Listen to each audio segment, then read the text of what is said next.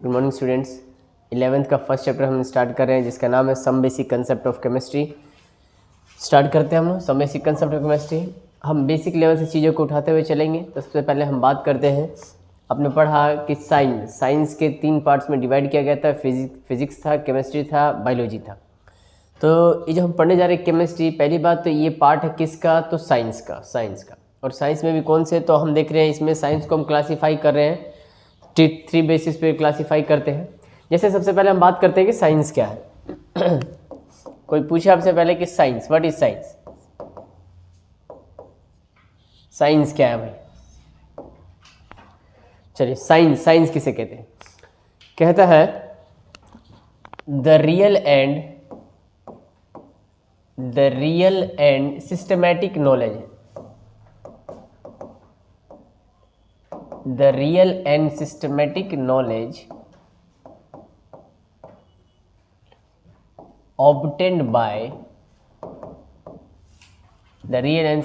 knowledge obtained by human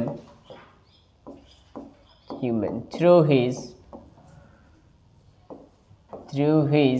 experience and experimental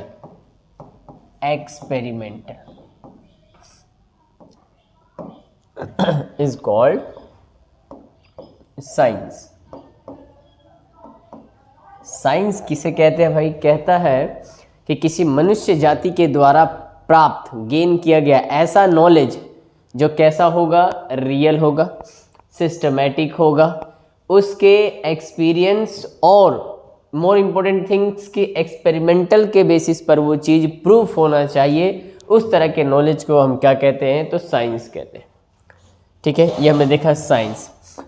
second हम बात करते हैं क्लासिफिकेशन ऑफ साइंस की भाई।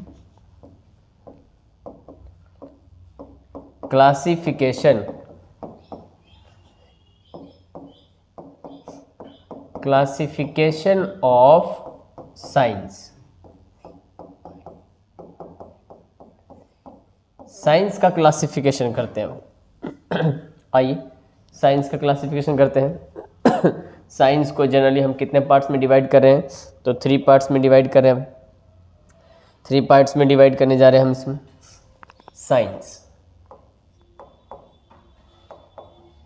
साइंस को जनरली 3 पार्ट्स में।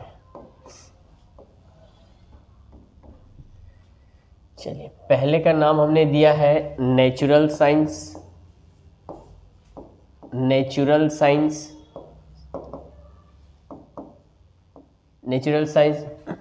दूसरे का नाम हमने दिया है मोरल साइंस। और तीसरे का नाम हमने दिया है abstract science.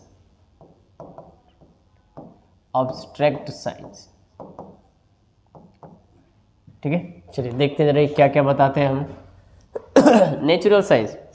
Natural science name से ही पता लग रहा है कि इसमें हम डिस्कस करेंगे किसके बारे में, तो नेचुरल थिंग्स के बारे में या नेचर के बारे में। तो हम इसमें लिख सकते हैं क्या, कि the study about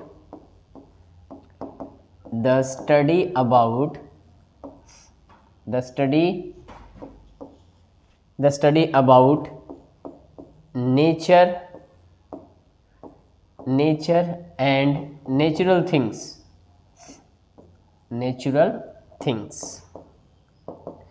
the study about nature and natural things. इसमें हम किसके बारे में स्टडी करेंगे, तो नेचर के बारे में, या जो नेचुरल थिंग्स होते हैं, प्राकृतिक चीज़ें होती हैं, उसके बारे में। ये नेचुरल साइंस, ये कौन, इसमें हमें क्या क्या कौन किस में पढ़ते हैं हम ये नेचुरल साइंस को, तो हम इसको डील करते हैं किस में, तो हम जैसे पढ़ते हैं फिजिक्स। इसमें एक्सटर्नल फेनोमेना होती है, और ऐसी फेनोमेना होती है जिस पर हमारे ह्यूमन का कोई रोल नहीं होता है। जैसे मैं इस पेन को छोड़ता हूँ तो ये नीचे जाता है, हमने कारण बताया क्यों, तो due to gravitational field force. क्या ये ग्रेविटेशनल फील्ड फोर्स को हम रोक सकते हैं, नहीं रोक सकते। नेचुरल फेनोमेना, वो भी एक्सटर्नल फेनोमेना है, तो वो सारे नेचर की देन है, इसलिए वो किस में चला आता है, तो नेचुरल साइंस। दूसरा, फिजिक्स के बाद आ जाइए भाई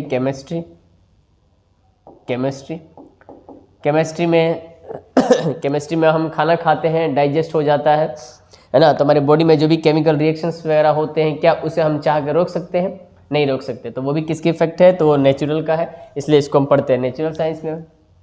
फिजिक्स, केमिस्ट्री, नेक्स्ट है बायोलॉजी।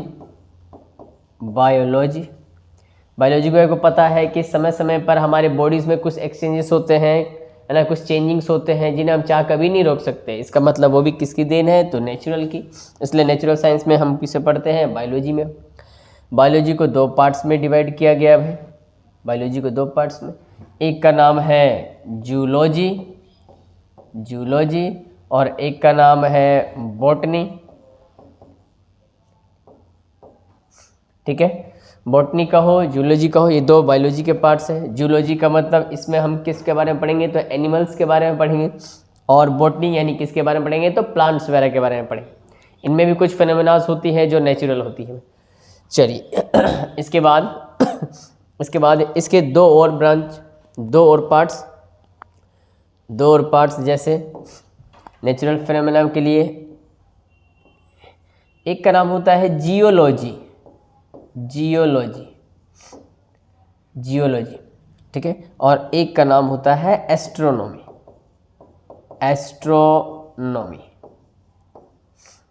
जियोलॉजी में क्या बताते हैं, ये किसके बारे में बताता है, जियोलॉजी ये कहता है द स्टडी अबाउट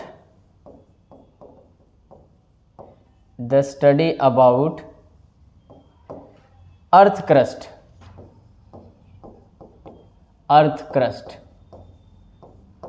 हमारे अर्थ क्रस्ट के बारे में ये बताता है कि वहाँ पर इसके बारे में कि इसकी नेचुरल घटनाएं क्या क्या होती है ना। अर्थ में जैसे भूमि का भूकंप आ जाना, भूमि का कटना, है ना, भूमि का खिसक जाना, या हमारी जो रॉ मटेरियल्स है, जैसे मिट्टी है, उसकी फर्टिलाइजेशन की प्रोसेस क्या क्या है, उसमें इसकी गुणवत्ता क्या है, उसकी क्वालिटी की बताता है। वो सारे हम स्टडी करते हैं जियोलॉजी के बारे में, तो उसे कहते हैं जियोलॉजिस्ट। अगला है एस्ट्रोनॉमी, इसमें हम पढ़ते हैं किसके बारे में, तो the study about astronomical astronomical objects के बारे में पढ़ते हैं, जैसे आकाश में सूर्य, चंद्रमा, तारे, इनका टूटना, इनके जो भी फेनोमेनाज होते हैं वो सारे पढ़ते हैं हम किस में, एस्ट्रोनॉमी में, और जो उसका अध्ययन करता है उसे कहते हैं एस्ट्रोनॉमिस्ट। ठीक है, ये क्या है, ये सारे ऐसे पार्ट्स है फिजिक्स, केमिस्ट्री, बायोलॉजी, जियोलॉजी और एस्ट्रोनॉमी जो नेचुरल फेनोमेनाज को बताते हैं, इसलिए इन सभी को हमने किस में रखा, तो नेचुरल साइंस में। सेकंड है हमारे पास क्या, सेकंड का नाम है मोरल साइंस। ये क्या होता है, मोरल साइंस। मोरल का मतलब होता है नैतिक कार्य, कुछ अच्छे काम भी किए जाते हैं या सोशल वर्क जो भी किए जाते हैं, उन सभी के बारे में जो स्टडी करते हैं वो हम किस में पढ़ते हैं, तो मोरल साइंस। तो हम कह सकते हैं कि द स्टडी अबाउट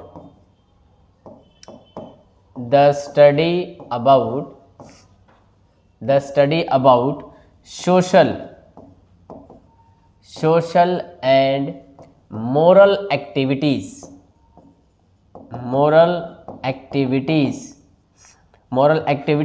किसकी, ऑफ ह्यूमन की, किसी भी मनुष्य के द्वारा जो भी सोशल सामाजिक कार्य किए गए हैं या नैतिक कार्य किए गए हैं, वो सारी चीज़ें हम किस में पढ़ते हैं, तो मोरल साइंस में।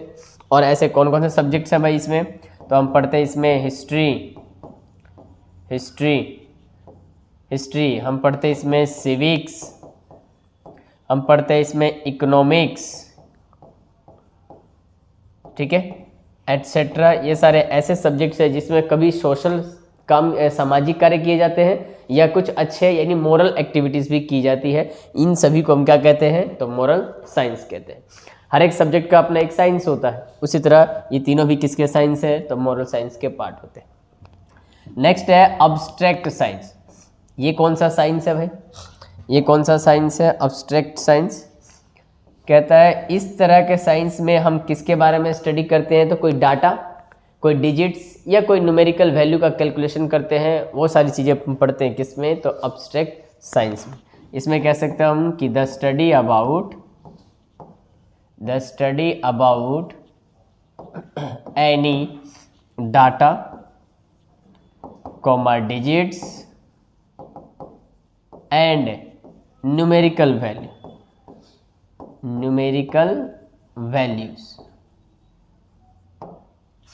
उसे क्या कहते हैं? तो ऑब्स्ट्रैक्ट साइंस। अब ऐसा कौन सा सब्जेक्ट है भाई जिसमें हम इसके बारे में पढ़ते हैं, कोई डाटा, डिजिट्स या न्यूमेरिकल वैल्यू? तो उसका एग्जांपल है मैथमेटिक्स। इसमें हम किसी डाटा के बारे में एनालिसिस करते हैं, है ना, या कोई न्यूमेरिकल वैल्यू या इसमें कैलकुलेशन वगैरह का काम करते हैं। तो इस तरीके से हमने पढ़ा साइंस किसे कहते हैं, और साइंस के क्लासिफिकेशन हमने किया 3 पार्ट्स में क्लासिफाइड किया है, नेचुरल साइंस, मॉरल साइंस और अब्स्ट्रैक्ट साइंस। चलिए ये क्लासिफिकेशन भी होता है। नेक्स्ट मूव करते हैं, और छोटी छोटी बातें हम इसमें सीखेंगे सब। चलिए नेक्स्ट हम देखते हैं अब। चलिए हमने देख लिया क्लासिफिकेशन ऑफ साइंस। थोड़ा सा जनरल बेसिक के तौर पर इनके फादर की बात कर लेते हैं भाई। फादर कौन कौन होंगे? जैसे मैं पूछूं फादर ऑफ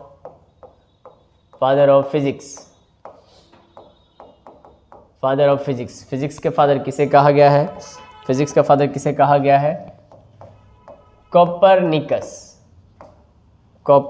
को फिजिक्स का फादर कहा गया है। कॉपरनिकस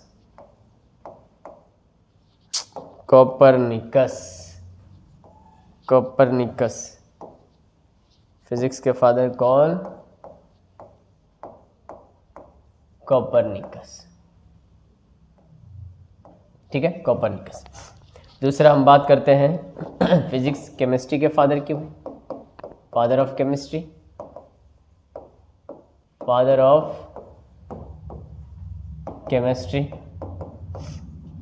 किसे कहा गया है? वो कहा गया है एंटोनी लेवॉइज़ियर। LAVOISIER, एंटोनी लेवॉइज़र साहब माना जाता है। ठीक है। थर्ड बात करते हैं हम किसकी? तो फादर ऑफ बायोलॉजी के फादर किसे माना गया है? अरिस्टोटल।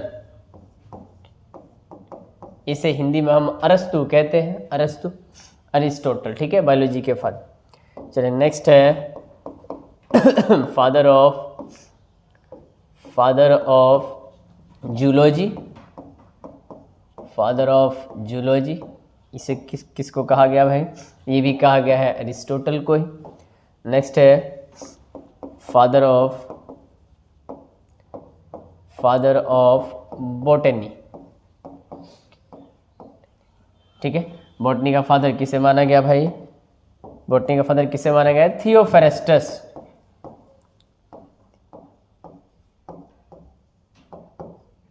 थियोफेरेस्टस माना गया है किसको? तो फादर ऑफ बॉटनी को। चलिए ये छोटे से बेसिक से टर्म्स थे, जनरली कोई भी ये सब चीज़ें पूछ देता है। ठीक है, तो हम बेसिक से टर्म्स से उठते हुए चल रहे हैं सब कुछ। तो हमने ये देख लिया फादर ऑफ फिजिक्स, थोड़ा सा बेसिक्स है। चलिए अब डेफिनेशन की बात करते हैं। चूंकि हम केमिस्ट्री पढ़ा रहे हैं तो हम बात करेंगे सिर्फ केमिस्ट्री की, तो हम डेफिनेशन थोड़ा सा सीख लेते हैं कि केमिस्ट्री किसे कहते हैं भाई, केमिस्ट्री के बारे में। चलिए chemistry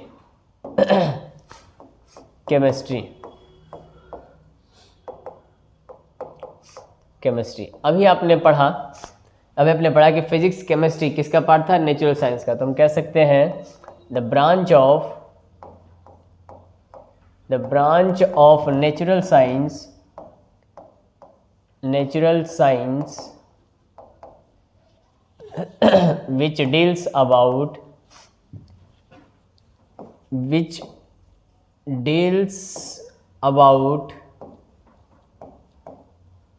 which deals about constitution,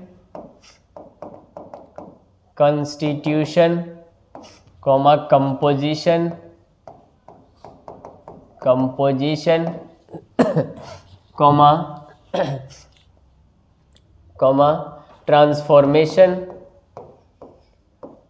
transformation of matter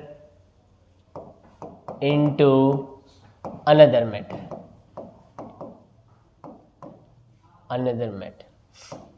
is called chemistry।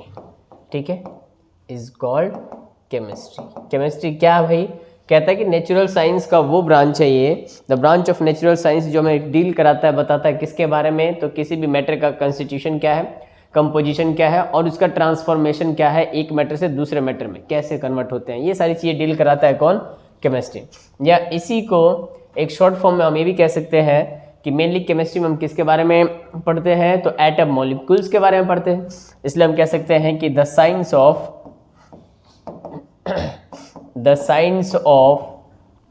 Atom and molecules is called ठीक है, इज कॉल्ड क्या, तो केमिस्ट्री। ठीक है, इसे क्या कहते हैं, केमिस्ट्री कहते हैं। चलिए, ये भी छोटा सा टॉपिक खत्म होता है। अब हम आगे बात करते हैं क्या, हम बात करते हैं हमारे इस यूनिवर्स की, यूनिवर्स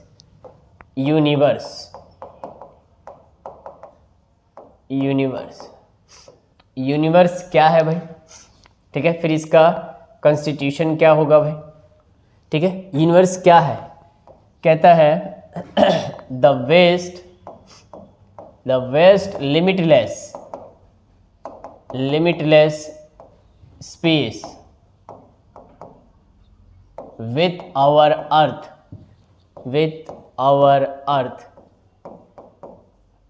is called यूनिवर्स। वो क्या कहलाता है, तो यूनिवर्स कहलाता है। हमारे अर्थ से लेकर जितने भी दूर का फैला हुआ लिमिटलेस स्पेस है, जिसकी कोई सीमा नहीं है, वो सारा का सारा चीज किस में कंसिडर किया जाता है, यूनिवर्स में किया जाता है। क्वेश्चन उठता है कि सर यूनिवर्स भी तो किसी न किसी चीज से मिलकर बना होगा ना, यानी इसका कंस्टिट्यूशन क्या होगा भाई, इसका कंस्टिट्यूशन क्या होगा, या इसका कंस्टिट्यूएंट क्या होगा, इसका कंस्टिट्यूएंट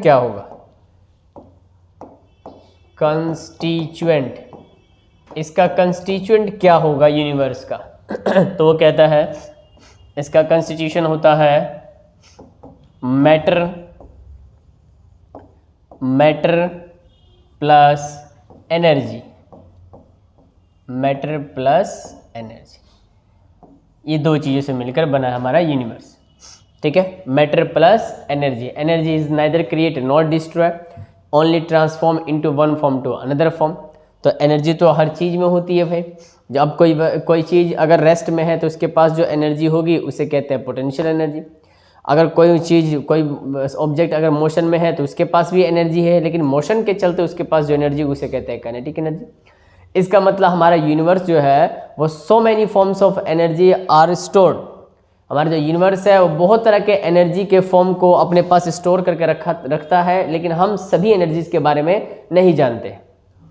और दूसरा मैटर के बारे में, तो यहाँ से थोड़ा सा मैटर के क्लासिफिकेशन करेंगे कि मैटर किसे कहते हैं। तो आपको पता है कि मैटर किसे कहते हैं, मैटर किसे कहते हैं, ये आपने बचपन में पढ़ा था। Matter anything is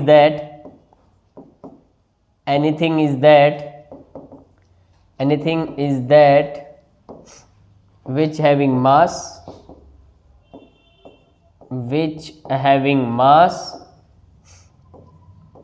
and occupy space। ठीक है, वो क्या कहलाता है, मैटर कहलाता है। एनर्जी किसे कहते हैं भाई, ये भी आपने फिजिक्स में पढ़ा होगा।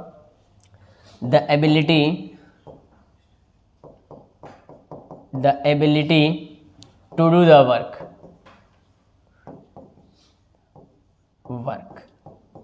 is called energy। ठीक है, कार्य करने की क्षमता को क्या कहते हैं, तो एनर्जी कहते हैं, ऊर्जा कहते हैं। चलिए ये फिजिक्स का पार्ट है, हम आते हैं अपने केमिस्ट्री में यहाँ पर। तो अब बात करते हैं क्या, तो मैटर और मैटर का क्लासिफिकेशन क्या होता है। चल, तो यहाँ हम हेडिंग देते हैं, मैटर की बात करते हैं हम। मैटर अभी आपने कहा कि anything is that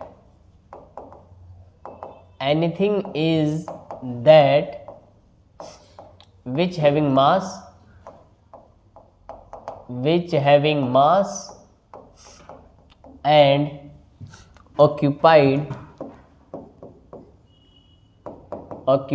space are called, वो सारी की सारी चीज़ें क्या कहलाती है? तो मैटर कहलाती है। आइए एग्जाम्पल की बात करते हैं। तो आपने बचपन में पढ़ा था जैसे चेयर है ना, टेबल, ठीक है, बुक्स, ये सारे बचपन की बातें। अब थोड़ा स्टैंडर्ड बढ़ाते हैं। मैं पूछूं क्या वाटर एक मैटर है? वाटर एक मैटर है? बिल्कुल है भाई। वाटर का मास भी होता है 18 mu। वाटर के एक मॉलिक्यूल का मास 18 mu होता है। क्या ये स्पेस ऑक्यूपाई करता है? बिल्कुल करता है। मैं पूछूं क्या एयर हमारा एक मैटर है? बिल्कुल है। एयर का भी मास होता है। एयर का मॉलिक्यूलर मास होता है अप्रोक्स 20। एयर का मॉलिक्यूलर मास, और इस एयर में आपको पता है ऑक्सीजन भी है, नाइट्रोजन भी है, CO2 भी है, बहुत सारी चीज़ें हैं। तो उन सभी का अप्रोक्स मॉलिक्यूलर मास जो होता है वो 28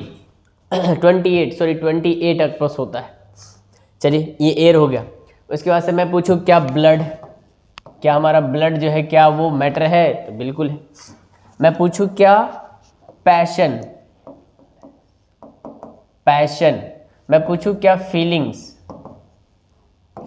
जो है, फीलिंग्स, क्या ये मैटर है? मैं पूछूं लव, क्या ये मैटर है? तो नहीं।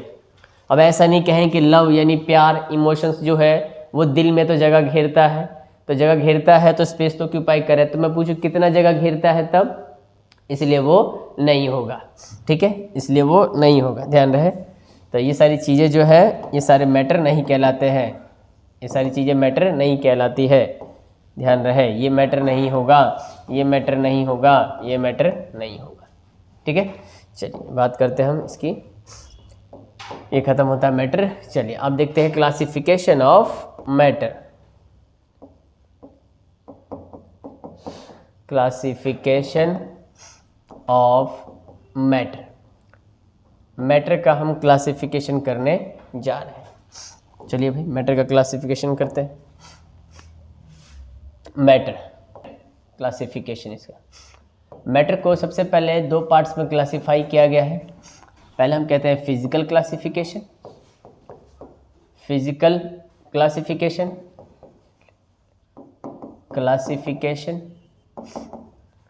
और सेकंड जो होगा वो होगा chemical classification.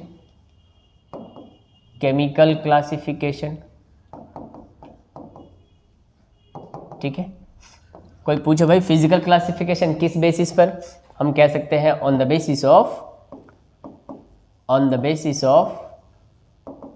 Basis of physical property के बेसिस पर, फिजिकल प्रॉपर्टीज के बेसिस पर, फिजिकल प्रॉपर्टीज बात करेंगे। फिजिकल प्रॉपर्टी किसे कहते हैं? केमिकल क्लासिफिकेशन किस बेसिस पर? On the basis of chemical property, on the basis of chemical properties. अब बात की जाए भाई केमिकल प्रॉपर्टीज किसे कहते हैं, तब ये भी डिस्कस करते हैं। फिजिकल प्रॉपर्टीज के बेसिस पर मैटर को 3 पार्ट्स में डिवाइड किया गया है mainly, solid, liquid, gas. Generally जो यूज़ होने वाले हैं डेली लाइफ में वो तो ये 3 हैं।